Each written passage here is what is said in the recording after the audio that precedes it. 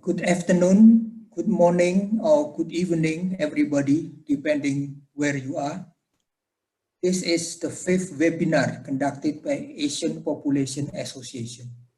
The first 3 were also hosted by the Institute of Family and Population Research, National University of Singapore.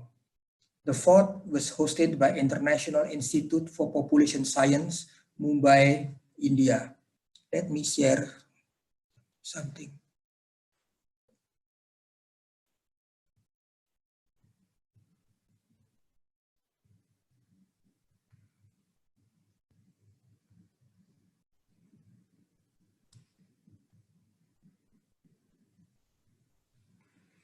As the president of Asian Population Association, I would like to thank all of you for joining this webinar. I also thank the contribution from all speakers, co-authors, and co-moderator of this webinar. I also appreciate the Institute of Family and Population Research, National University of Singapore, for hosting this webinar. The co-director of this institute, Associate Professor Pusarawan Tira Wijichainian, is also here in this webinar. She will make a presentation on social pension system in Thailand. I'm Aris Ananta. I'm the moderator of this webinar. I'm also one of the speakers in this webinar. I'm the president of Asian Population Association, professor at the Faculty of Economic and Business Universitas Indonesia, adjunct researcher at the Demographic Institute, Faculty of Economic and Business Universitas Indonesia, and visiting professor at the Center for Advanced Research, University Brunei Darussalam. In moderating this webinar, I am assisted by Evi Nurfidia Arifin, Senior Assistant Professor at the Center for Advanced Research, University Brunei Darussalam. Hello Evi, can you say hi? Each speaker will make a presentation for at most 12 minutes. I will ring the bell after 10 minutes. Before the speakers start the presentation, each of them will introduce the authors briefly. Q&A will be at the end of all presentation. Please put your question on the Q&A box. Evi Nurfidia Arifin will select and then read the questions. This is the issues we are facing among older people: declining health, declining or no income, loss or absence of marketable skill, declining number of children, disappearance of filial piety, and insufficient government support. This gives the question, how to live with dignity at remaining years of life. The question also, is the financial support adequate? This is a complex, multidisciplinary question. We do not think that we can answer the question completely in this webinar, but we hope we can show some lights in understanding financial adequacy among older people in Asia. This is the scheme of financial support among older people. The support can come from individuals themselves, that is from income, from earning wage or salary, from rent, interest, and profit, or from wealth, the accumulated saving by the retiree when they were still working, or support from family. It depends on living arrangement, on spouse or relative, or friends from communities, social support, philanthropy, and others, or from the government, social safety net, social subsidy, pension paid by the state. And here is the topics and speakers. First, we will have financial security and healthy aging in Iran by Nasibeh Sanjari. Dr. Nasibeh is Assistant Professor of Health and Social Welfare at the Iranian Research Center on Aging, University of Social Welfare and Rehabilitation Science in Iran. Her research interests are social gerontology, medical sociology, social policy, successful aging, and mixed method research. The second speaker is Professor Yasuhito Saito. Dr. Yasuhiko Saito is professor at the College of Economics, Nihon University, Tokyo, Japan. His specializations are in demography and gerontology, and he has been working on population aging and health issues in both developed and developing countries. About myself, my research interests include social protection system, economics of aging, economics of population mobility, ethnicity, and digital society. My current regional research interest is Asia, Southeast Asia, and Indonesia. The fourth topic is gender equality among older people in Singapore by Dr. Kalyani Mehta, professor at the Gerontology program, Singapore University of Social Science, Singapore. She has been researching on social work issues and aging issues from the gerontological perspective in Singapore. She is currently on the panel of advisor for the Vulnerable Adults Act and Advisory Committee of the Geriatric Education and Research Institute of Singapore. The fifth speaker on Thailand is the host of our webinar, Dr. Pusarawan Tira Vijitainian. She is the Associate Professor at the Department of Sociology, and she is the co-director of the Center for Family and Population Research at the National University of Singapore.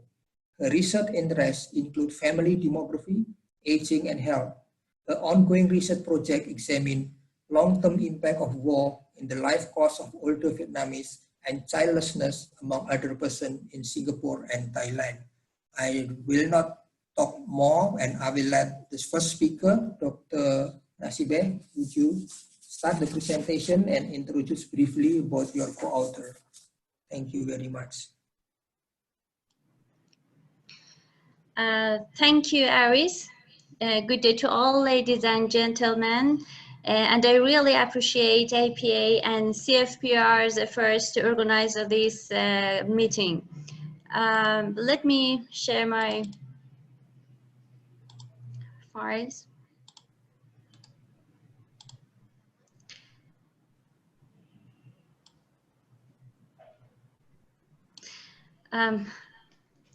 Okay, I think this kind of online meeting is not only inevitable, but also attractive and allow participants to get most benefit of the conference while keeping them safe from pandemic. And my presentation topic is about financial security and healthy aging, which is done with collaborating Rasul Sadeghi.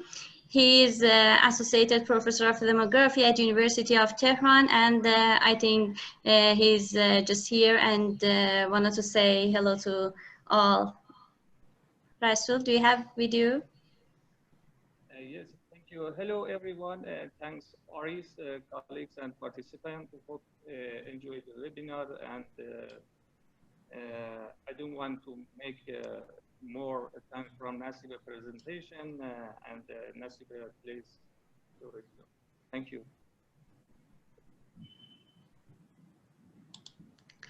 Thank you, Rasul. I'm going to talk about the importance of financial security and healthy aging in introduction, and followed by objective and context of presentation study, and afterward we will look at the data, methods, and finally I will wrap up with some key points related to findings and make some policy implication. Health is the greatest wealth, and it's become more valuable in later life. Due to demography transition, more people are living longer and want to stay healthy and active to fully participate in life. So certain positive concepts, including healthy aging, has emerged in social policy. But the environment in which we live and individual resources are highly influential on our health status, our exposure to health risk, or even access to health services. The importance of this inequality on our health implies the embodiment approach. In other words, bodies tell stories that people cannot or will not tell. And as you can see in this graph, the aging population of Iran is increasing very fast, so we should prepare to face aging population challenges in future. Therefore, this study aimed to investigate financial security and health aging using aggregated and individual data, also to assess the effect of financial adequacy on the healthy aging. We rely on multiple data sources of provincial and individual levels. At the aggregated level, we use data from Iranian census, household income and expenditure survey, social security and health reports, and national survey and social capital. And at the individual level, we use the data comes from a cross-sectional survey carried out among 600 older adults ages 60 years and older in Tehran, the capital city of Iran. Let's move on to the findings, but before that, I explain about the developing of the index. Financial security index was measured according to different indicators: pension income coverage rate of older adults and no poverty risk for older people. I mean reverse poverty rate. And the health aging index was measured by 4 different indicators: life expectancy at 60, life expectancy at 60, healthy life expectancy at 60, psychological well-being of older adults, and as well as social support of older people. Both indicators range from 0 to 100, and it is based on the methodology and framework of Global Age Watch Index, which developed by Professor Zaidi. As the maps show, there is a huge spatial inequality in terms of financial security among older adults in different provinces across the country. The lowest score of financial security occurs in the eastern territory of Iran. The highest score of financial security index occurs in Tehran and other central provinces in Iran. Here you can also see that health aging varies significantly around Iran. It ranges from 50 to 84, and there is disparities in the health aging index depending on where people reside. As this graph shows, the index of financial security is highly positively correlated with healthy aging. On the other hand, high healthy aging scores are recorded for provinces which bear high financial security index among older adults. This is the biopsychosocial conceptual framework for individual level analysis, and it is a two-way nature. It has a two-way nature. At the individual level, financial security index was assessed using 7 items, including household financial adequacy and other items on saving or perceived economic situation. Around 16% of participants had financial difficulty and just 28% can have saving. And here in this slide, the health aging index was measured using 32 items in 3 dimensions of psychological health, social health, and physical health. And it is based on the biopsychosocial framework in the previous slide. As you can see, there was a significant and positive correlation between financial security and all 3 dimensions of healthy aging. The strongest correlation was between financial security and psychological health indicator. And this graph also shows that the financial security index is highly correlated with healthy aging index. The result of the multivariable models shows financial security is positively associated with healthy aging and all its 3 dimensions after controlling demographic variables. The influence of financial security index and healthy aging and its dimension is stronger than other demographic factors. Also, for example, age has negative effect on healthy aging, for the other, we have a positive relationship between education, year of schooling, and healthy aging, and also for the positive correlation for marital status, and unmarried people have a positive married status has also positive effect on healthy aging score. And in conclusion, the results show the prominent, the salience role of financial security to capture healthy aging. The noteworthy issue, I think, is that the combination of additive effect of being old and being poor, producing negative health outcome in old age, so reducing poverty, and economic inequality gradient would offer ways toward healthy aging strategy. Therefore, we need to improve social safety net for vulnerable older adults, and the establishment of national pension system is recommended to guarantee a certain income level for the elderly who depend on, I think, both contributory and non-contributory system. And lastly, maybe as a takeaway message of this research is that efforts to improve older adults' health and reduce health disparities by targeting just individual-based risk will not be effective without addressing financial security disparities. So we're really concerned about the COVID-19 pandemic because it has generated not only a health crisis, but also a financial crisis, which together leads to a serious threat to healthy aging. And at the last word, I would like to thank you for your attention. Very much, Sanjari, for you take less than 10 minutes. It's very good. Yeah. Thank you, Aris. So after we learn about financial security and healthy aging in Iran, now we move to Vietnam and Philippines. Professor Saito will present it. Thank you. Can you see it? Okay, thank you very much, Professor Nanta. I'm Yasuhiko Saito from Nihon University, Japan, and I will share with this presentation with you momentarily.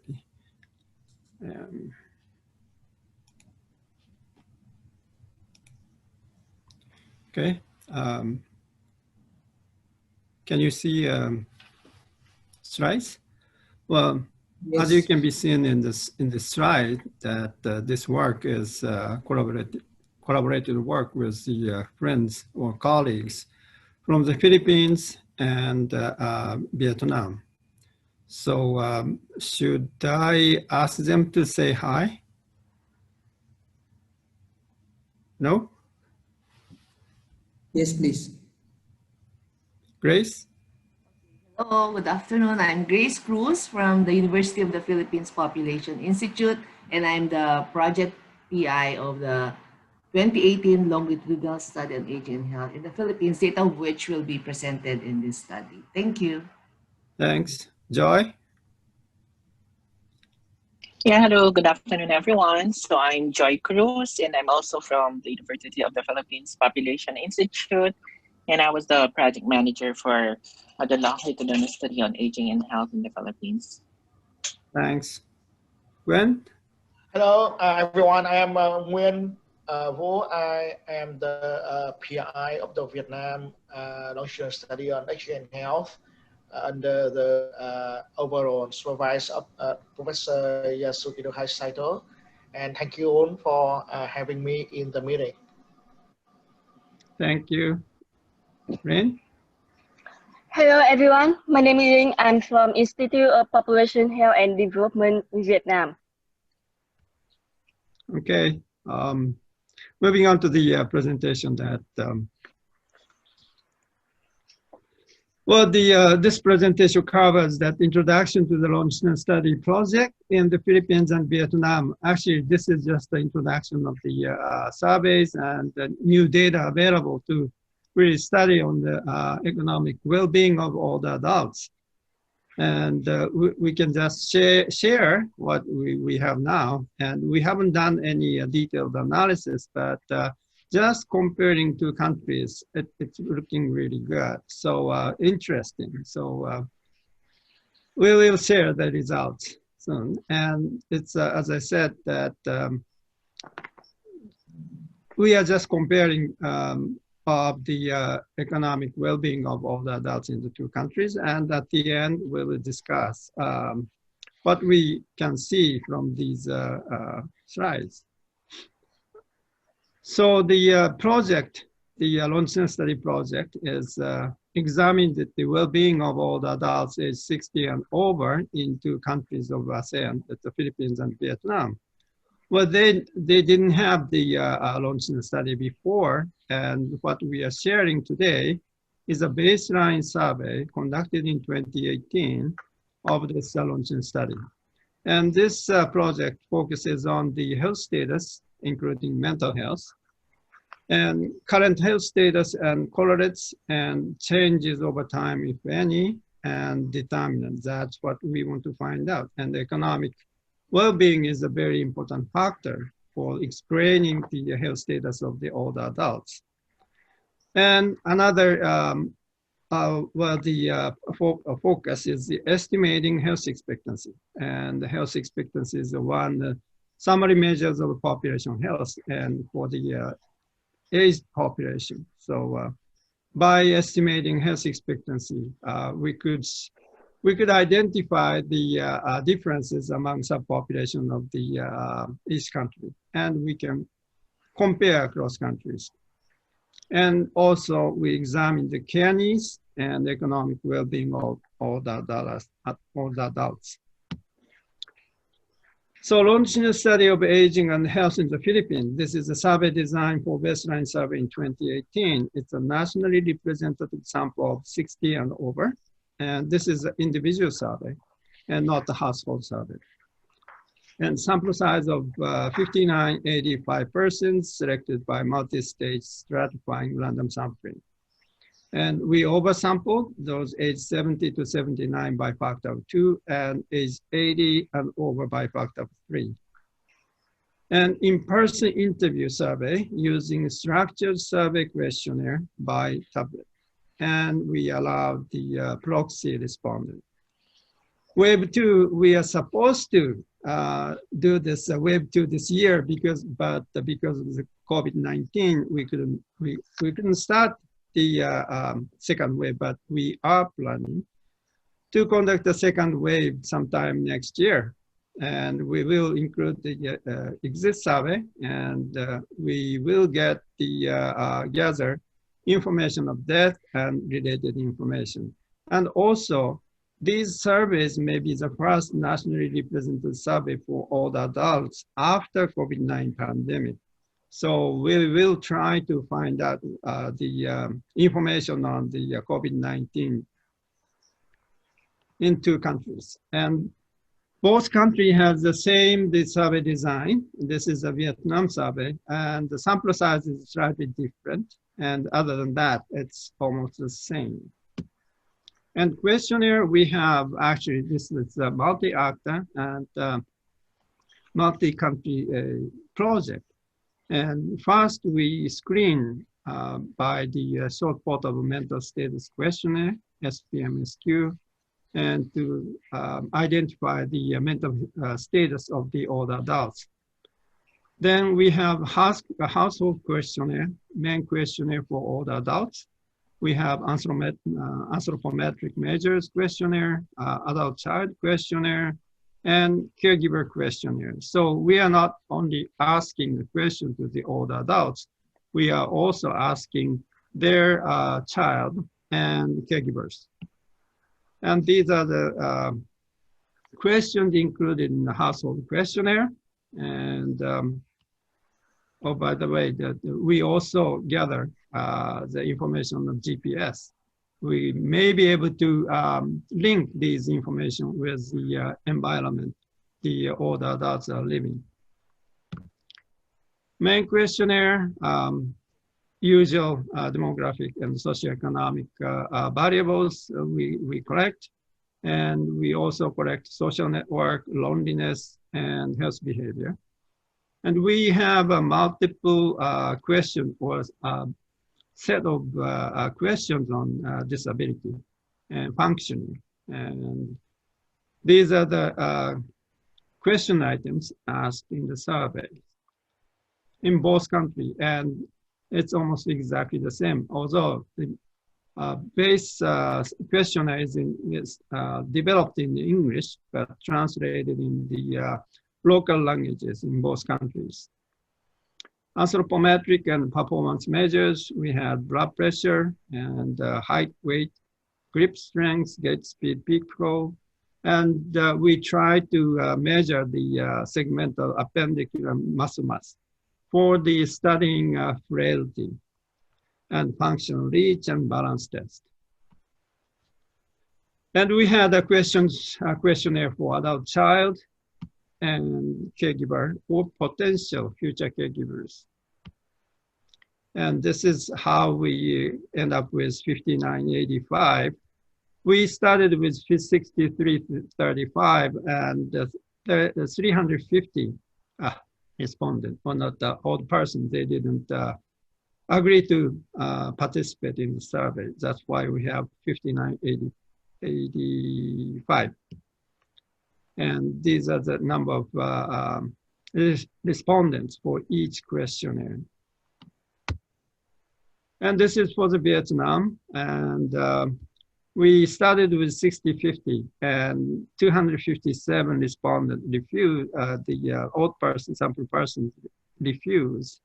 But we supplemented those 257. So we have a 60-50 altogether. And these are the number of respondents to each questionnaire. So statistics at a glance. Also, this is comparing Philippines and Vietnam. And population size, total population is, Philippines has a slightly bigger and increase in both countries. And 60 plus, Vietnam has bigger, 12 million, and Philippines 9.4 million. And aging is more progressed in Vietnam. But if we compare the 30 years from now, both countries, the populations of the age 60 plus doubled. And in Vietnam, 27%, it's growing quite fast.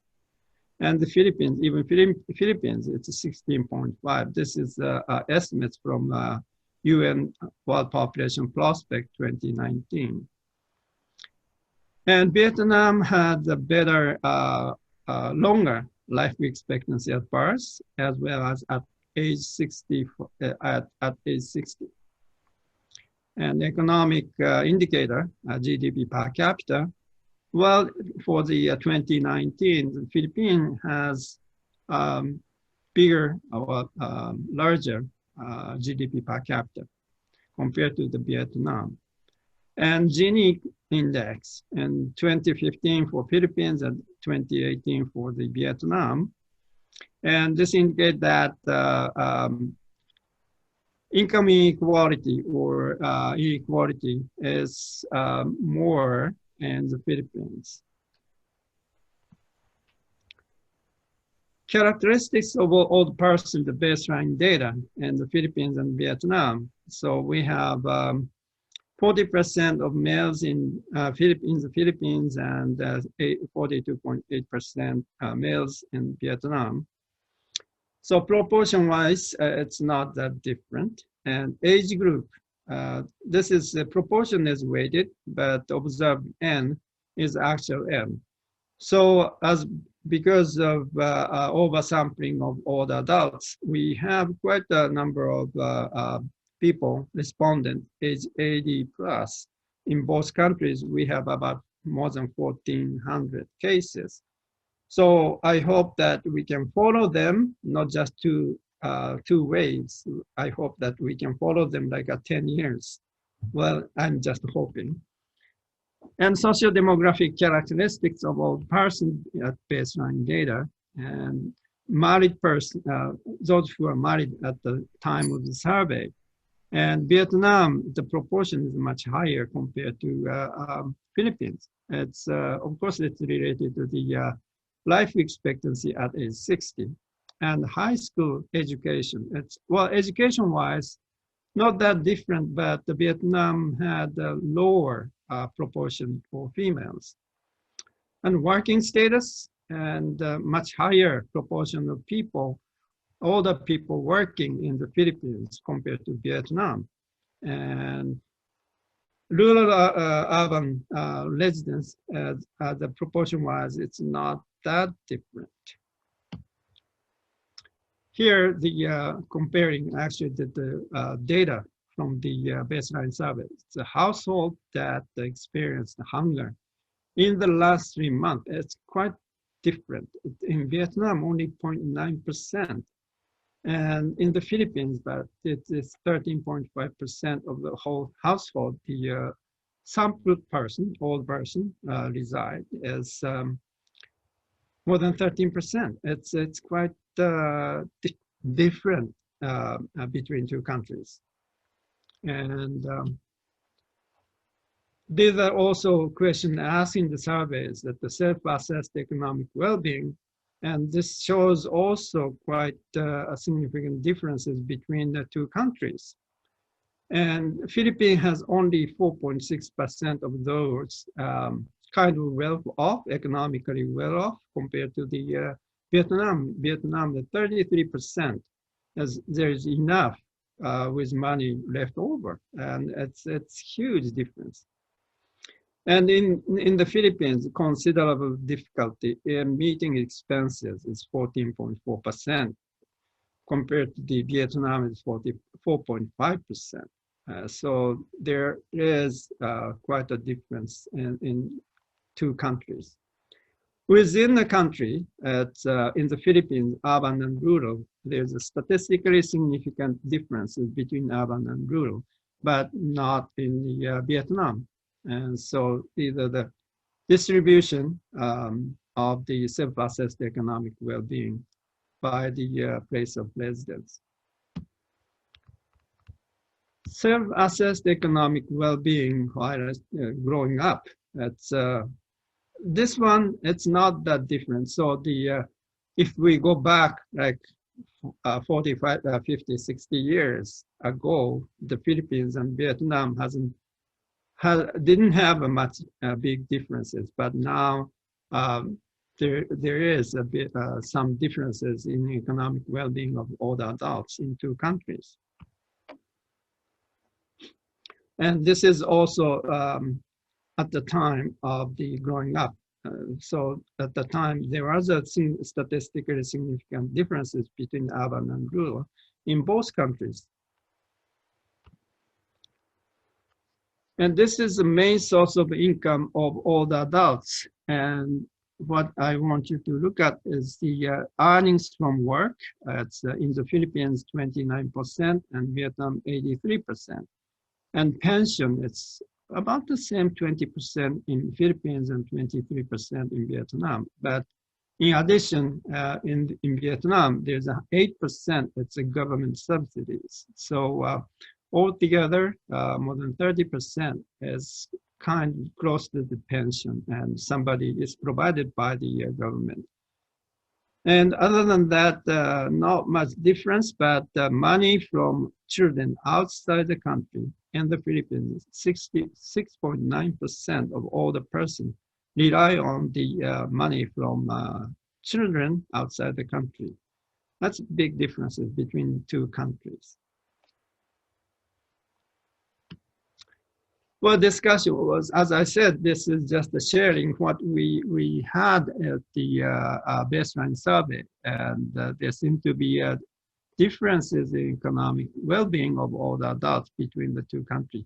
We have to find out why, and is that those shown, it's just a proportion, and we need to conduct detailed analysis, and any big factors, any factors which are affecting those differences. And if by conducting detailed analysis, we may find that the differences shown on the this proportion may be caused by certain factors, and that's something we want to find out, because economic well-being is a big factor for the health status of all the adults. And one of the focus of this surveys is to examine the health status of the all the adults. If the economic well-being is really affecting the health status of all the adults, and then we will make some recommendations to the society to improve the economic well-being of the older adults in two countries. Well, in general, older adults in Vietnam seem to be economically better off compared to their Filipino counterparts, and much higher proportion of older adults in the Philippines is still working, but only 29% of them report that earnings from work is the main source of income. So they are working. Almost 60% of older adults, male adults in the Philippines working, but that's not enough, I think. And so we need to find out that way to give them better economic well-being, well, source of economic well-being for older adults in the Philippines. Well, Vietnam seems to be doing better, but if we look into the health status, they also have a higher proportion of those with hypertension and other health conditions. So we need to do more detailed analysis on the using this data set. Thank you very much for your attention. And I have one more slide. These are the URL you may look into, because the Philippine report is already published, and you could find the this report in the baseline report of launching study of aging and health in the Philippines with this URL. And this these surveys are funded by Economic Research Institute for ASEAN and Economic East Asia. And this is the URL.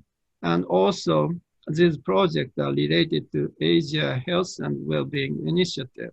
And if you look at these URL, we will be uploading the report from the Vietnam soon, I hope. But we are at the last stage of publishing this report of the LSAP data, the Vietnam data, very soon. Thank you very much. Thank you very much, Professor Saito. Thank you very much for sharing about the economic well-being and social well-being of older people in Vietnam and Philippines. Now from Iran, Vietnam, Philippines, we go to Indonesia for my own presentation. We will present a preliminary result from an ongoing research. So your comments are welcome. Until today, Indonesia uses pay-as-you-go pension system for its civil servants, army, and police. The pension is paid by the state budget, yet the monthly payout is very small. The monthly pension payout for a current director, the highest rank, is only 5.6 million rupiah, or $404 US. At the same time, the system may burden the state budget sustainability. Let me share our PowerPoint.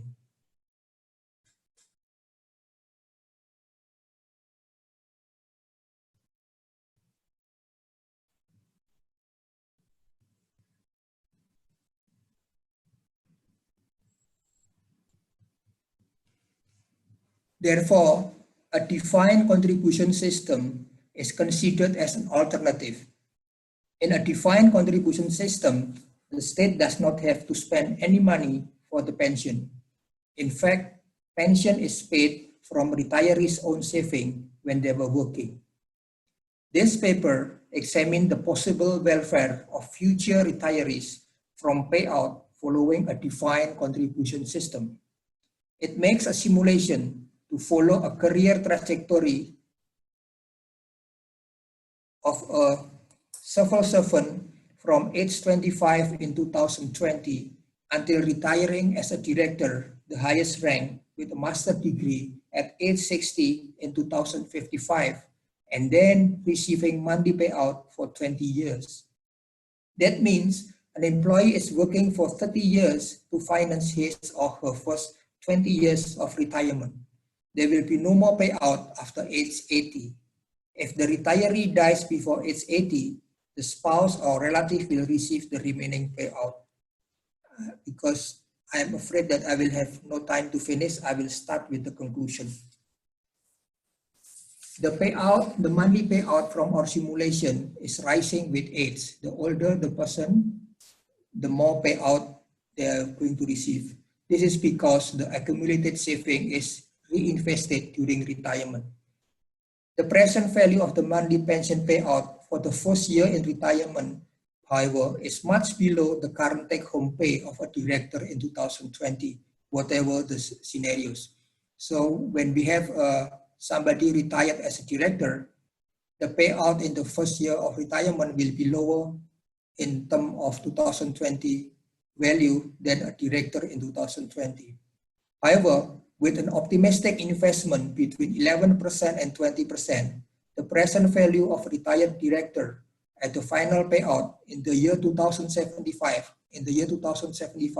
not 2056, at age 80 is similar to what a director received as in his or her total income in 2055 years earlier. So the present value will be the same only after 55 years. Are we happy? Well, before I present some detail of our study, I would like to introduce my co-authors. Dr. Irsan, how are you? Hello everybody, I'm Irsan. Currently, I am a senior budget analyst at Assistant for Minister of Finance for Government Expenditure Office. Thank you. Over to you, Paris. Thank you, Dr. Irsan. Mr. Hidro.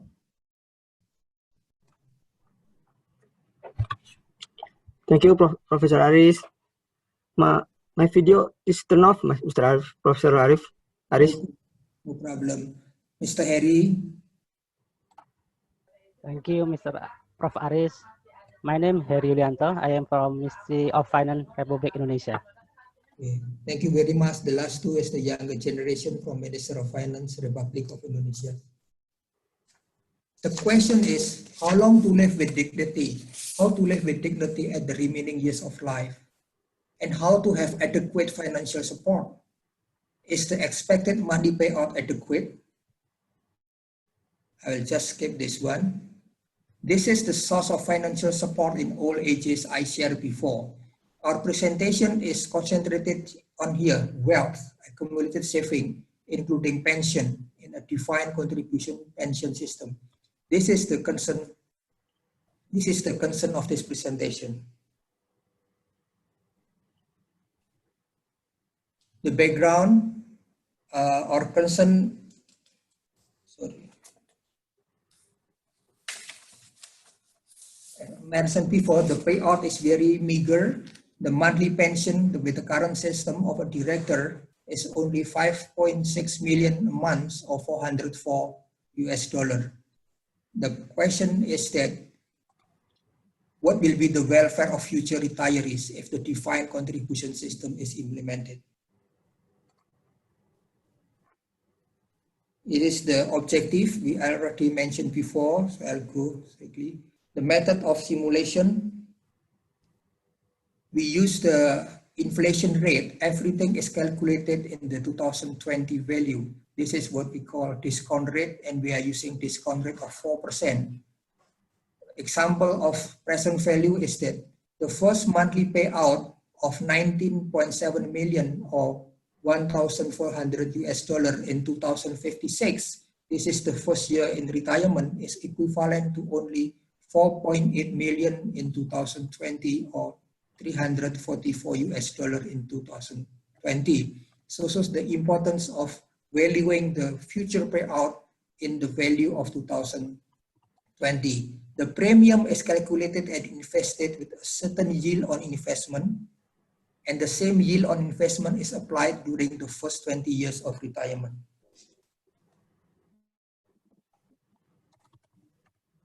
The assumption, as I mentioned earlier, what I haven't mentioned is that the premium for accumulated saving is calculated from take-home income consisting of basic salary, standard allowance, and other allowance. We use 7 scenarios on yield of investment, that is from 6% to 12%, and we have 3 scenarios for premium and allowance, low, medium, and high. Low with 10% from total take-home income, medium is 15%, high is 20%.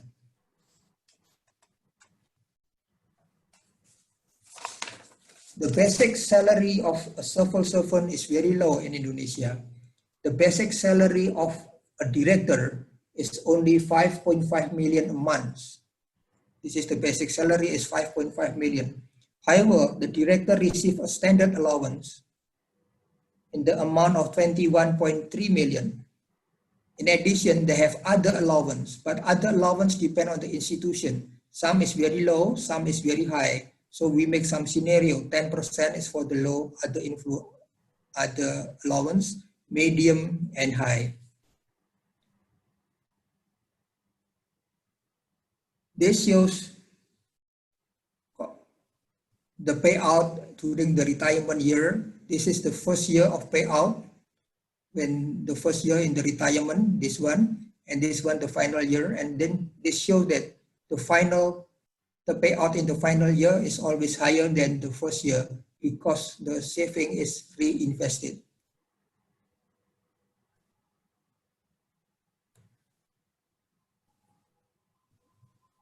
This table shows that in the first year of retirement, the person suffers from declining standard of living. It's very low.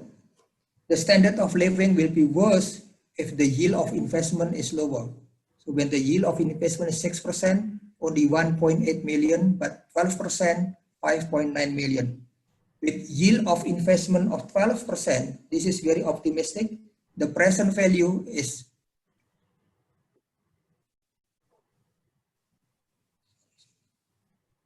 $424 US. It is higher than the basic salary of director with level 4 and 32 years of working experience. The basic income is 5.4 million. However, the present value is much lower than the take-home salary of the director.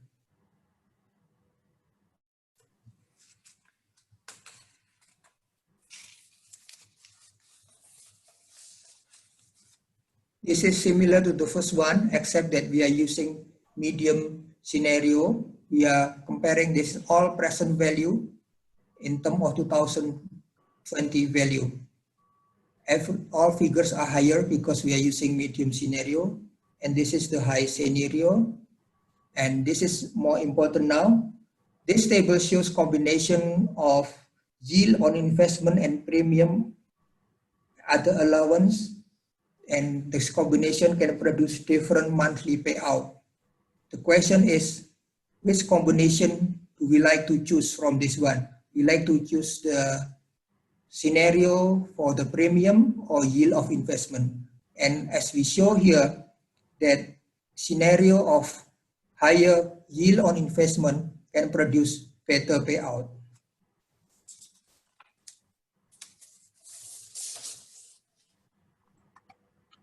This is the comparative welfare of a director with a rank of 4, 30 years experience, medium scenario in rupiah. The current basic income is 5.5 million. The current take home is 29.5 million. The payout in the current pension is only 4.4 million, much below the current take home. If we use simulation with yield on investment 6%, in the first year, the present value is only 2.8 million, so lower than the current pension system. If we use 9%, the payout in the first year is higher than the current system. If 12%, it's much higher than the current system. However, if we see what they get in the final year of retirement, it will be much higher. With 12% yield on investment, in the final year, they will get 38.1 million in present value, much better than the 29.5. But this one is achieved in the age of 80, when they are 80 years old in 2075, rather than this one in 2022, sorry. So are we happy that after 55 years, they've just received present value like this? It's higher, but we have to be optimistic that we could invest on 12% a year. Then, sorry for the time, we have to take away some takeaway message. We have to raise the yield on investment if we want to increase present value of the monthly payout. This is very important to increase the yield on investment. And we have to reinvest the accumulated saving during the retirement. Then we have to raise retirement age. We haven't shown our simulation with the retirement age, but if we show it, we will have better payout. Raise the salary rate, keep a low inflation rate below 2%, and put subsidy from the employer, here government, to increase the premium to be accumulated and invested. It may burden the state budget, however. And then we can raise the premium rate and other allowance and base the premium on estimated total take-home income, not the basic income, which is very small in Indonesia. However, this will reduce the purchasing power of the employees when they are still working. Sorry, I'm a little bit in a hurry because of the time. And that's all for my presentation. The essence is that Indonesia still has to work hard to increase the welfare of the retiree without jeopardizing the budget sustainability. Thank you very much. Now, after we listen from Indonesia about sufficiency of the defined contribution system for the civil servant, army, and police, we go to Singapore now. Atau Mas Dedi kan? Dr. Kalyani. Please, Professor Kalyani. Saya juga nggak tahu Pak, saya minta tolong ngobrol sama Mas Dedi, jangan lihat orang ketiga bingung. Mas Dedi aku bilang gitu, katanya nggak butuh kayak gitu, jadi bilangnya butuh, ya udah aku suruh mereka ngomong berdua lah. Good afternoon, everybody. Can you make me the co-host, please? Yeah, good afternoon, Kalyani. So I can share my screen.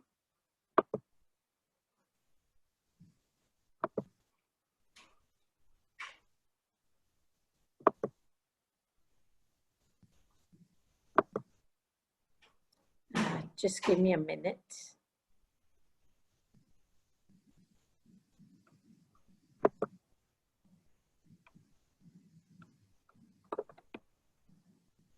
Okay. I hope you can see the screen. And I would like to thank Aris, whom I have known for many decades. Thank you, Prof. Aris, for including me in this webinar. And I would also like to thank CFPR and APA for organizing this international webinar. My name is Kalyani Mehta, and I'm at the Northern School of Human Development, Singapore University of Social Sciences. My interest and passion has been on older persons all these years, ever since I did my doctoral dissertation. And this is a pet subject that I've been researching on for many years. Gender effects on the status as well as the state of older people in Singapore. One of the main things we realize is that life course is a major determinant of our status when we grow old. So one of the wisdom that I have learned and I've tried to apply is that we need to prepare for old age from a young age. To all those young attendees out there, if you are thinking, when should I start preparing for my old age? I would say start from now. Start from your first salary. So let's take a quick landscape scan. Asia Pacific region will contain about 60% of the world's population above 60 years in 2050. And that is a stark reality for all of us. The life expectancy is higher for women than men in most parts of the world as well. The Active Aging Framework by WHO spells out that culture and gender are cross-cutting determinants of active aging. What that means is they cut across all other dimensions like mental health, physical health, emotional, social condition, and so on. In Singapore, the life expectancy in 2018 was 85.4 years for females and 81 years for males. That is a big difference of 4 years. There is also this term, feminization of aging. What that means is that because of the longer life expectancy, you will see that among the population above 80 years, women will tend to be in the majority. Hence, the topic of my presentation on gender inequality.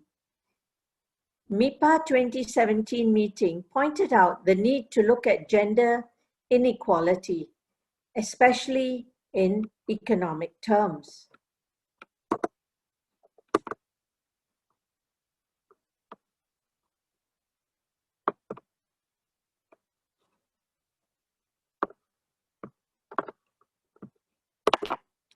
Why do we need to look at gender inequality? As I said earlier, older women are overrepresented in the world population that live in poverty. These statistics are repeated in many universal reports such as HelpAge report. Women pay forward as caregivers of their children in their younger years and later as caregivers of older relatives such as parents, parents-in-law, and finally, their aging spouses, if they are married. In the Asian context, there is usually this trend of the husband being older than the wife. Hence, the wife ends up as the caregiver for the husband. And then when she grows old, her expectation is that her children will look after her. Whether that expectation is met or not, a lot depends on the living arrangements as well as the relationships with the younger generation. Women form more than 60% of the old population of countries that are known as aging societies. Now, this is a very important point to understand. What is the old population? Usually, old population refers to those above 80 years. At that stage of life, they would be likely to use more health services, more social services such as daycare, community hospital service, polyclinic services, and so on. With the consumption of these services, it becomes even more important for us to look at financial adequacy of women in the older population. Let us now look at the contributing factors for financial inadequacy, particularly for women. I'm not saying that men are also not in poverty in their old age, but what I'm saying is that relatively speaking, more older women tend to be below the poverty line in old age. And there are some contributing factors. If you look at the pioneer generation, the pioneer generation refers to those who are currently in their 70s, 80s, and 90s in Singapore. We have what is known as the pioneer generation package for this cohort of seniors who were born either during or just after the Second World War. What is a cohort characteristic is that women tended to have less opportunities for education in that era. Because resources were limited, parents focused putting their resources on the male children because it was thought that it is the males who will then look after the parents in old age. But these systemic factors have a lot of impact for that cohort in old age. Lower level of education meaning lower employment skills. That would also mean lower salaried jobs and ultimately lower savings for old age. The second point I want to make is that there are certain family-based factors that contribute to this gender inequality in the financial aspect. Women universally tend to be the caregivers of children as well as older relatives. They tend to be the default caregiver because they are seen as more nurturing, they're seen as being able to relate better to the one who needs help or the one who is sick. And men are considered to be the ones to bring the quote-unquote bacon home. So women tend to exit the workforce when there is a need for a caregiver at home. And this also is reflected in the M curve for women's employment history. The M curve meaning the two peaks of the M are when women are single and not yet married. The lowest point is when there are young children in the family and a lot of women exit from the workforce to look after the babies. And then they may try to come back again in their 40s and 50s. But this ultimately means that their CPF or their cumulative savings for their retirement would be less. We often call that the nest egg in Singapore. Their nest egg tends to be less. And figures have shown, you can look at the CPF website, consistently women above 40 years have less CPF savings than their counterparts who are males. Lower salary is part of the third group of factors. This is also a fact that very often women have a lower range of salary for the work done, and some of this work done may be of the same level as the male, but somehow the system seems to be favoring the males because firstly, they are considered to be the head of household and the ones to run the major part of the expenses of the home. For example, paying the mortgage for the home and so on. However, there is a boomerang effect. Less salary means less savings for old age, and ultimately, less savings means inadequate financial security in old age. So my different pieces of research, for example, on retirement, on widowhood, on family caregivers, point to the fact that life course effects, life course decisions have a big impact on the status of people in old age. There are sociological factors as well. I express this in a greater detail in this book, Untapped Resources. States that the cumulative impact of life course events, whether women get married or not, for example, whether women have children or not, for example, decisions and lower opportunities for asset accumulation results in financial insecurity for older women in Singapore. Whether this will change for future cohorts of older women remains to be seen.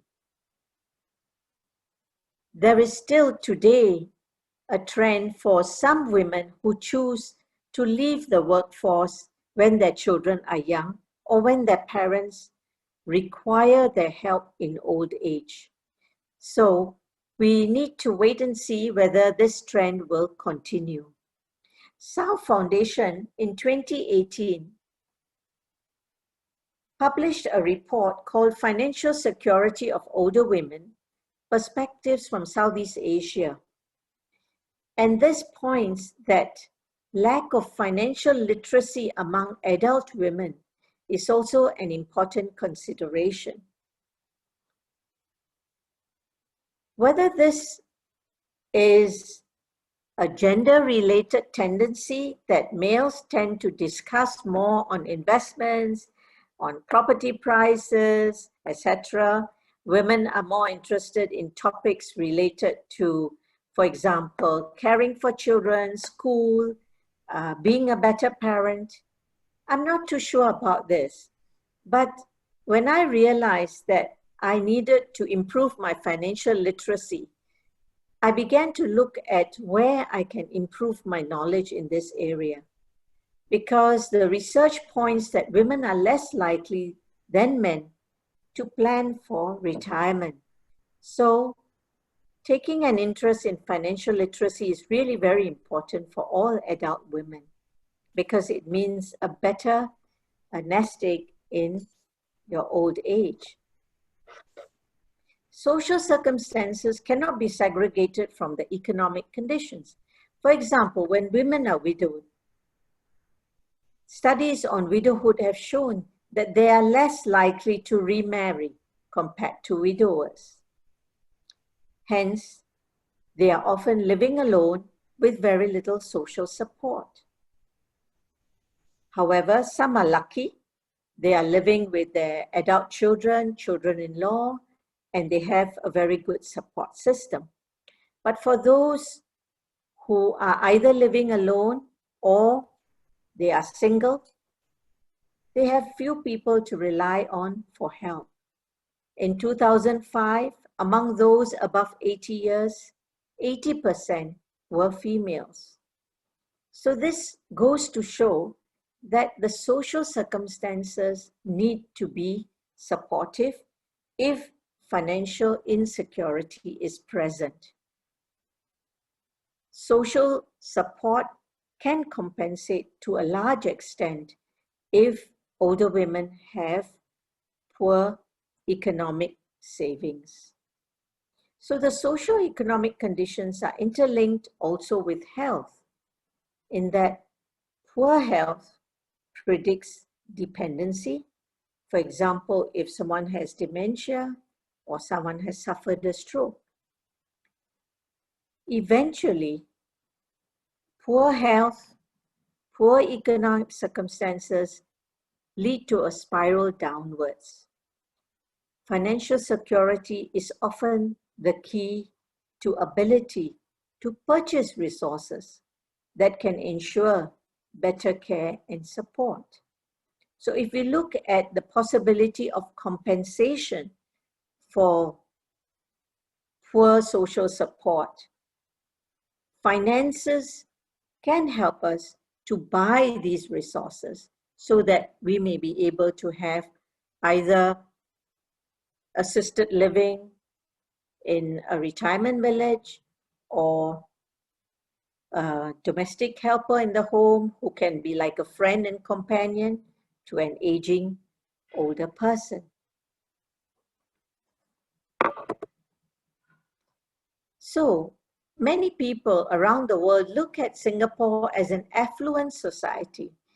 But I would like to share that even though we have perhaps one of the highest GDP in the world, we do have pockets of poverty. We have this syndrome of asset-rich, cash-poor elderly.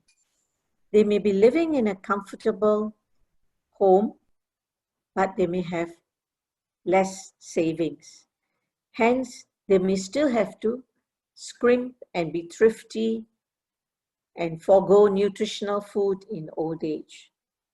There is also the irony of a lonely spouse being victim of scams, particularly in today's world when digitalization has become the buzzword. Many in Singapore are victims of scams and they have lost a lot of money because they don't have people to consult when they come across emails that ask them to put a certain amount of money into the bank. Elderly dependent women are often targeted for physical elder abuse. These occur particularly at times when women may be living alone, or even if they live with family, there are cases of elder abuse. The gender lens is critical to channel resources where they are needed and to understand the systemic roots of problems. Even with the Maintenance of Parents Act in Singapore, many elderly do not wish to sue their children. They rather suffer poverty than to see their children lose face, quote unquote. What about the interventions? There has been an effort by community service providers and voluntary organizations to help older women through programs. For example, WINGS, which is Women's Initiative for Aging Successfully, and SAO Foundation has financial literacy courses. So these programs are efforts to help this cohort of older women to improve their financial literacy, as well as to have an old age that is not devoid of satisfaction and companionship. Health Promotion Board under the Ministry of Health also has many programs on healthy lifestyle, public education on health and nutrition. The International Longevity Center has carried out research on older women's issues and advocacy for better policies. To me, the very important takeaway point is that a lot of caregivers of elderly who live at home and in the family, majority of caregivers are women. Because of their caregiving responsibility, they may exit from the workforce or they may move from full-time to part-time. And this means lower savings, and at the end of the day, whether they can get back into the workforce or not remains to be seen. So this affects their financial situation in a strong negative manner. What about the future outlook? COVID-19 pandemic has been unprecedented in its impact on older people and the economic repercussion on families. The earlier speaker has also mentioned this. Older persons have lost jobs, and this has effects on the household income. The reality is that family caregivers have been overly burdened with caregiving tasks in 2020, and spousal caregivers, especially older women, have suffered burnout. And more studies are going on.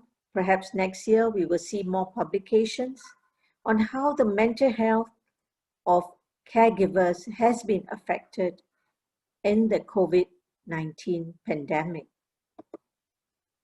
We hope that in 2021 to 22, families will return to their pre-COVID conditions. As Singapore is an industrialized country with little agricultural land, people are dependent on cash economy, unlike some of the other countries represented in this webinar. All the more reason why financial security and savings in old age become quite critical. No doubt the government has done a lot to help this pioneer generation and even the Merdeka generation with their medical expenses. However, the financial impact of COVID-19 has been very, very negative. The situation of older women is intertwined with their family's financial security. With smaller families, they have to ensure their own financial independence. And this is something that I hope not just older women, but also women who are in their 40s and 50s can remember to do as they plan for their old age. These are some of the references that I have looked at in producing this presentation. With that, I thank you very much for your attention. Thank you very much, Professor Kalyani. Thank you for sharing with us about Singapore experience regarding gender inequality. I'm sorry we are running out of time and then we have to be in a hurry to go to the fifth speaker, Professor Usarawan. Thank you. Sure. Provided that we are running out of time, so I'm trying to keep my presentation to 12 minutes. First of all, thank you, Prof. Aris Ananta, for inviting me to join this distinguished panel, and also for inviting CFPR to host this webinar. So I would like to recognize my co-author, Dr. Virapon Potisari from Chung Kong University.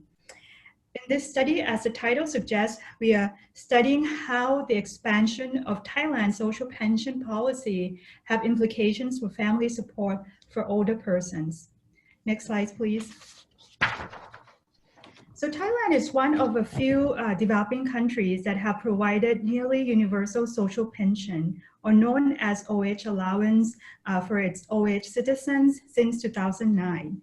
So the OAA scheme, or OH allowance, was first set up in 1993 to be a means-tested pension program for destitute older persons. At the beginning, there were very limited number of beneficiaries, and the amount of the benefits are very small, like about 200 Thai baht. The OAA scheme expanded gradually during the first 10 years. So in 2009, the Thai government transformed the OAA scheme from a means-tested program to a universal social pension program. So this means that older Thais aged 60 and above who do not receive income from other pension programs and do not reside in public homes would be qualified for OAA. So the number of OAA had jumped several folds from 1.8 million in 2008 to almost 5.5 million in 2009. And at the present time, the OAA scheme benefits over 9 million elderly Thais, and the program is estimated to annually cost the Thai government about $2.4 billion US. So the OAA policy is very popular in Thailand, but it also has received a fair share of skepticism. So critics are particularly concerned about how the policy, how the policy's physical burden in light of Thailand's rapid population aging. Alarmists also fear that the OAA may erode the tradition of family support for elderly. Nevertheless, these alarmist perspectives have not been assessed empirically using population-based data. Next slide, please. So in this study, so we try to address to evaluate this alarmist perspective by addressing these 4 research questions. So the first question is, to what extent have older Thais benefited from OAA and rely on OAA scheme as their primary source of income? The second question is, who are the older Thais that rely on OAA as their main source of income? And how is this reliance on OAA as the primary income source associated with the likelihood of intergenerational support from adult children? And lastly, to what extent is reliance on OAA as the main income source related to older persons' economic and psychological well-being? Next slide, please. So we use, in this study, we rely on nationally representative data from over the span of 25 years, from 1994 to 2017. And the source is surveys of older persons in Thailand, which was conducted by Thailand's National Statistical Office. And we restrict our sample to persons aged 60 and over with at least 1 living child. So as you can see that the sample size is very large for all 3 surveys. Next slide, please. So in this figure, we try to show you the trends of income sources over the span of 25 years, roughly, among older Thai parents. So result shows that there has been significant change over the last decade in the patterns of OH income sources, particularly after the 2009 social pension expansion. So results show that a substantial majority of aged parents in Thailand receive income from children. As you can see throughout this whole period, upwards over almost 90% of elderly Thai reported that they have received at least some money from their children. And this remained largely unchanged throughout the last 25 years. One of the most striking changes during this period is the significant rise in the proportion of elderly parents that receive OAA. So after the universalization of social pension in 2009, you could see that there's a huge jump in terms of the proportion of elderly that reporting that they receive social pension. Next slide, please. So we find that children remaining a prevalent source of income. However, the percentages that depend on children as the main income source have declined continually during the last decade. So as you can see that in 1994 up towards 2007, roughly over 50% of older Thai parents relying on children as their main income source. But after the universalization of OAA scheme, you can see that there's a continued decline in percentages of older persons relying on children as main income source.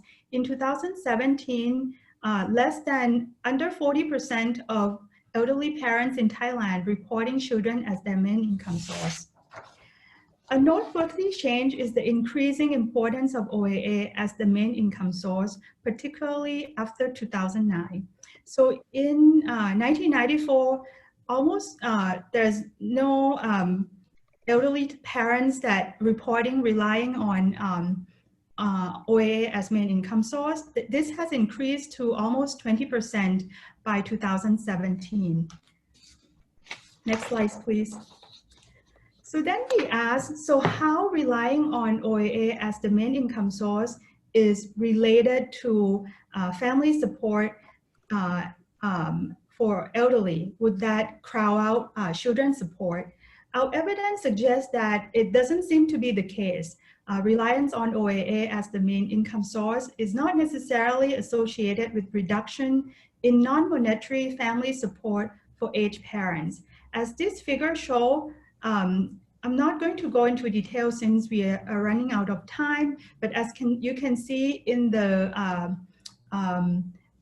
orange bars, which represents parents who rely on OAA as main income source, they actually are more likely to co-reside with their children in 2011 and 2007 compared to elderly that rely on other sources of income. Next slide, please. This is also consistent when we look at percent of elderly that receive frequent visits from their non-co-resident children. We find that regardless of where your income sources are, there's no statistically significant, meaning that if you rely on OAA as the main source of income, you are more or less likely to receive frequent visits from your children like others. However, what we see is that people who rely on OAA as main income source, please look at the left panel, the figure on the left side. You can see that the percentage of elderly relying on OAA are much less likely to receive non-monetary support, such as receiving groceries or clothes from their non-co-resident. But this should not be concluded as the crowding out effects of Thailand's social pension policy, because OAA possibly reduces the needs for children to purchase these items for their parents. Next slide, please. So in the next analysis, we try to understand whether relying on OAA or social pension as the main income source is related to their well-being or not.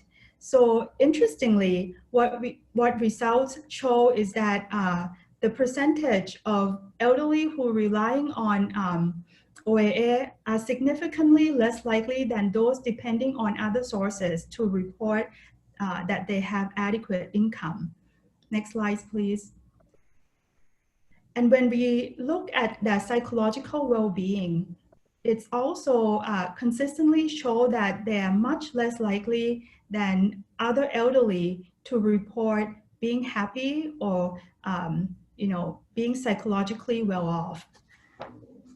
Next slide, please. So I would like to end my presentation with a few key takeaways. So first of all, we see that sorry, slides please, that there has been significant change over the last decade in the patterns of OAH income sources, particularly after the expansion of social pension policy. We see the declining importance of children and the rising significance of social pension as the primary income source of Thai parents. But we find that reliance on OAA is not necessarily associated with a reduction in family support for elderly parents. But nevertheless, OAA schemes appears to have done very little in terms of dampening socioeconomic inequality among elderly Thais. So looking ahead, it is important for the Thai government to continue monitoring the implications of public transfer, such as OAA, for intergenerational support exchanges, as well as to consider factors such as Thailand's shrinking tax base and ongoing debates regarding generational equity when the government tried to reformulate the social pension policy. So thank you so much, and I'm happy to answer any questions. Thank you. Thank you very much, Professor Pusarawan. You closed the presentation by showing how Thailand has been successful with the old age allowance. We start this webinar with Iran, showing the importance of financial security with respect for the healthy aging. And then we have experience from Vietnam and Philippines, comparing the welfare, socioeconomic welfare of the two. And then we have Indonesia showing that the defined contribution system may not provide a better expected payout for the future retirees, and Indonesia must have to work very hard to increase yield on investment. And then we have Singapore showing that healthy aging and financial adequacy of among older people is different between women and men. And Professor Kalyani emphasized the importance to consider gender inequality. And the last one is on Thailand. We just heard Professor Pusarawan discuss the importance of old age allowance in Thailand, which is very important to maintain the welfare of the older people, even though she also said that we have to consider about the budget sustainability. I'm very sorry that the time is running out very quickly, but I think we can allow maybe 4 questions, 1 question for each speaker. Effie, do you have question for each of them? There is one question here. I think the one earlier has been answered online and written. There is another one from Marilyn Lim is for Prof. Kalyani Mehta. The question is that I cannot understand why elderly parents have to sue their children. For what? Okay. To have their children support them in their old age. Is Singapore then not a family-oriented people? Why does the parent have to use legal means to do just that? That's one question. I think maybe I will like Prof. Kalyani to answer this question. Prof. Kalyani, please. Thank you. We have had this, you can call it Protection of Parents Law, or we call it Maintenance of Parents Act, for about, I should say, close to about 20 years. And the reason for having such a law is that the government was looking forward to the time when Singapore becomes an aging society. And it is not to be used in a very light way. Rather, it is seen as a deterrent to make sure that children carry out their filial obligations to their parents and not to neglect them. So when I say that the parents would not like to sue their children because the children might lose face or they may have to pay a penalty, this is again a very delicate situation. So most of the time now, the tribunal which implements the act, they have mediation sessions to improve the relations between the parents and the children so that there can be a compromise, that the parents can be supported by the children. Sometimes the children themselves are very poor. So they themselves are struggling to manage their own financial situation. So the idea is that if there is such an act, children will always be reminded that they have their filial obligations as per their cultural context. I hope that answers your question, Marilyn. Thank you, Prof. Kalyani. Effie, is there any other question for other speakers? For Dr. Pusarawan, there is a question from Hafiz Khan. I think if I'm not wrong, I know you are in England.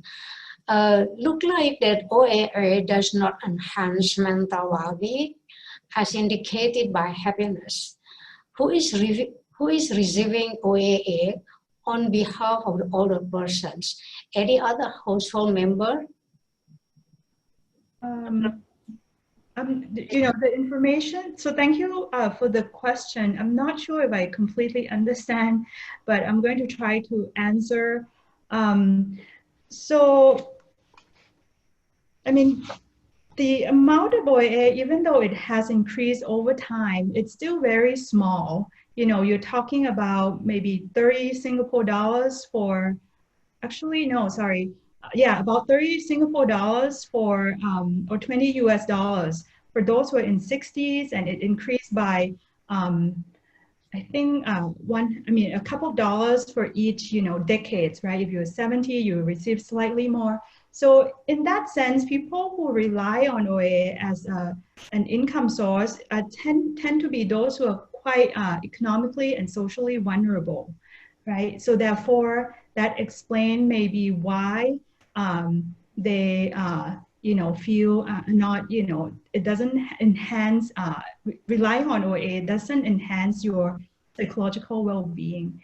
And by and large, for this generation, as my other research show, when you receive support, financial or social support from your children, it's not just to fulfill the needs, but it's also, showing that your children's are filial, that they respect you, and that's supposed to boost your psychological well-being. And his second two, the second questions about who received the OAA, that we don't know in reality, but usually the monies go directly or to the account of elderly. Whether or not they spend it or share it with their family members, we actually do not know. But based on some other studies that rely on qualitative data, they show that oftentimes, the elderly may use this food, this money to buy food that they share with other household members. So potentially there are spillover effects to other family members. But our data is limited, so we cannot address those questions. Thank you. Thank you very much. I think I already answered the question for me through the Q&A box. Effie, is there any question for Professor Saito or Dr. Okay. Yes. Okay, I think for Professor Saito, the one on the internet has been answered. There is also another one with regard to the difference between Vietnam and the Philippines. As from his slide mentioned that half of the Filipino older persons are still working, while only about 1/3 of Vietnamese older persons are doing so. But then in terms of source of income, only 29% have earning from work, and in the Philippines, and about 1/3 in Vietnam gain income from work. So does this mean that in the Philippines, there are many unpaid workers, and do they receive in-kind payment? And also, please kindly enlighten us the difference in terms of the pension system between these two countries. Thank you. Prof. Saito? Effie, this is Grace. Maybe I can answer. Yeah, hi. Yeah. So thank you for the questions. I think we have partially answered it in the chat box, but we said here that the proportion working is high, but the data included by Dr. Saito only includes those, as far as the Philippine data is concerned, those who derive income from work, but it did not include those who derived income from agriculture. But definitely a lot of the older Filipinos are also in the agriculture sector. A lot of them are unpaid family workers, and therefore their incomes are very low if ever they do receive income. So they are considered, many of them can be considered unpaid family workers.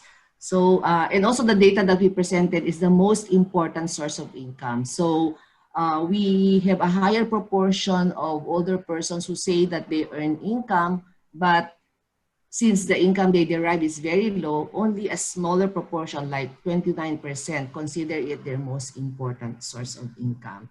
So that would explain. I don't know what would be the possible explanation for Vietnam, but I think there's also a question there about income distribution. How come that in the Philippines, GDP per capita is higher, but in, it turns out that their economic well-being is lower than their Vietnamese counterparts. And I think it's very clear that the Gini index is telling us that the income distribution is more inequitable in the Philippines.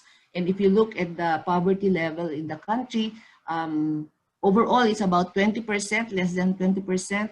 But as far as the older persons are concerned, it's almost half of them are under poverty level. So most of those in the poverty sector are the older persons. So government has to really put in a lot of support. But if you look at the support from government, it's really very small.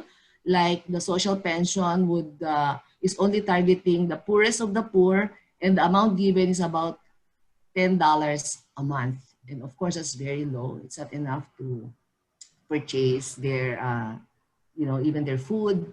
And certain policies of government that are meant to target older persons, like the 20% discount for medicines, for instance, seem to be missing their target, which are the poor people, because apparently those who take advantage of these privileges are the rich, those who can buy medicines. So the poorest older person who cannot buy medicine in the first place do not avail of such privileges. So there's a lot of things that need to be looked at as far as policies to provide safety nets for the older persons in the country. Thank you. Thank you. And I would like to add to the Grace comment is that probably the elderly in Vietnam living with their children more, the prevalence of elderly living with children in Vietnam probably higher than Philippines, no older person. So,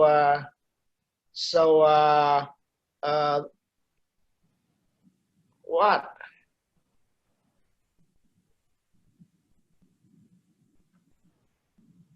Sorry. Because the elderly in Vietnam living with their children, and therefore the burden of living depends more on their children, and that's the reason why one explanation why the prevalence of working in Vietnamese elder people lower than Philippines. So that is one explanation.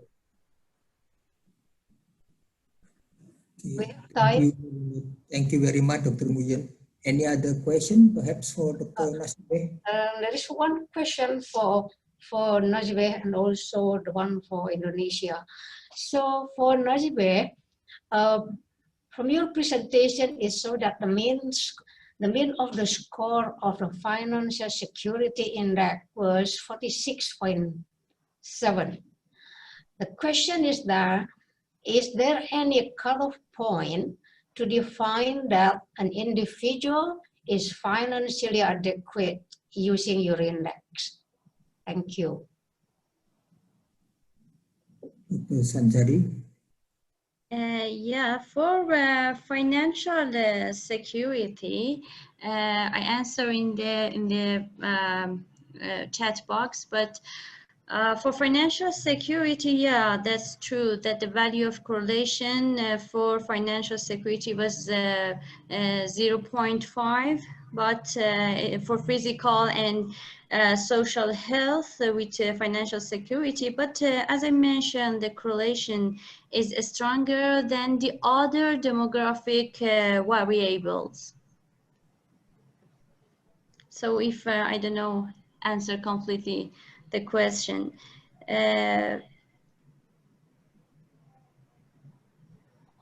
One more question. Oh, yeah. Okay. Another question is that for Indonesia paper, with the defined contribution system, will the future retirees have a better payout? Okay, thank you. My main conclusion is that the payout for the future retiree may not be better, and I'm afraid it can be worse compared to what the people have now. So compared to what people have in 2020, the payout in 2056, when the first year of retirement, the present value is much lower than total income in 2020. And then by the end of the payment in 2075, when people can become 80 years old, then at that time, the present value is larger than what people has in 2020. So after 50 years, they will be better. Thank you. Okay, so I think we have answered all questions. Thank you very much for everybody. Thank you for the speakers, for the co-authors, for the moderator, for the host, and all participants for joining this webinar. Thank you that we have limited time, and I would like to invite you for the future webinar from Asia Population Association. And Asia Population Association is going to have its 5th conference, but this time it's virtual conference from 20 to 22nd of July 2021. I hope you could all join. Yeah, we have recorded this webinar and it can be seen in the, I think in the YouTube. Thank you very much once again for everybody, and seeing you all in the other opportunities with Asia Population Association. Goodbye, everybody.